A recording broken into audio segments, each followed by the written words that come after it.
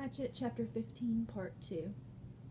The bird had sat, and he had lunged, and the 2 points took the bird back down into the ground and killed it almost instantly. It had fluttered a bit, and Brian had grabbed it and held it in both hands until he was sure it was dead. Then he picked up the spear and the bow and trotted back around the lake to his shelter, where the fire had burned down to glowing coals. He sat looking at the bird, wondering what to do. With the fish, he had just cooked them whole, left everything in, and picked the meat off. This was different. He would have to clean it. It had always been so simple at home.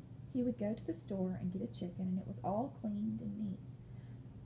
No feathers or insides, and his mother would bake it in the oven, and he would eat it.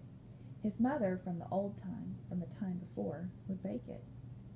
Now he had the bird, but he had never cleaned one, never taken the insides out or gotten rid of the feathers, and he didn't know where to start. But he wanted the meat, had to have the meat, and that drove him. In the end, the feathers came off easily.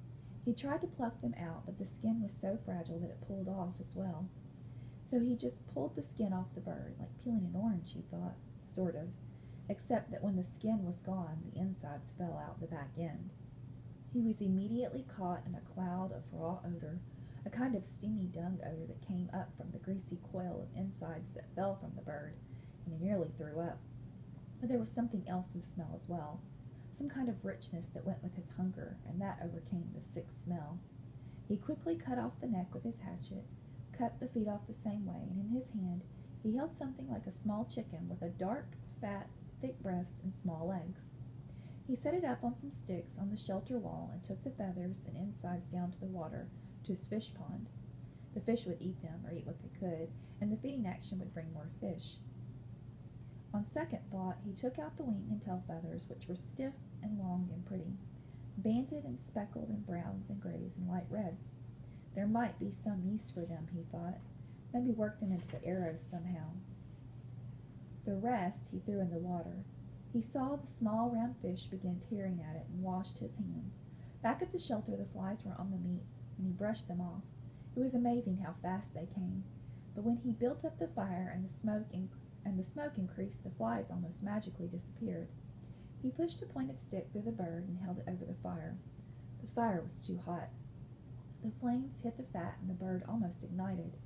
He held it higher, but the heat was worse, and finally he moved it to the side a bit, and there it seemed to cook properly, except that it only cooked on one side, and all the juices dripped off. He had to rotate it slowly, and that was hard to do with his hands, so he found a forked stick and stuck it in the sand to put his cooking stick in. He turned it, and in this way he found a proper method to cook the bird. In minutes the outside was cooked, and the odor that came up was almost the same as the odor when his mother baked chickens in the oven, and he didn't think he could stand it, but when he tried to pull a piece of the breast meat off, the meat was still raw inside. Patience, he thought. So much of this was patience, waiting and thinking and doing things right. So much of all this, so much of all living was patience and thinking.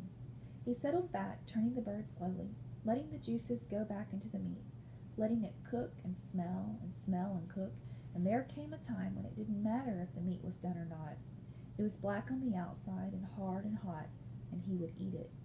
He tore a piece from the breast, a sliver of meat, and put it in his mouth and chewed carefully, chewed as slowly and carefully as he could to get all the taste, and he thought, never, never in all the food, all the hamburgers and malts, all the fries or meals at home, never in all the candy or pies or cakes, never in all the roasts or steaks or pizzas, never in all the submarine sandwiches.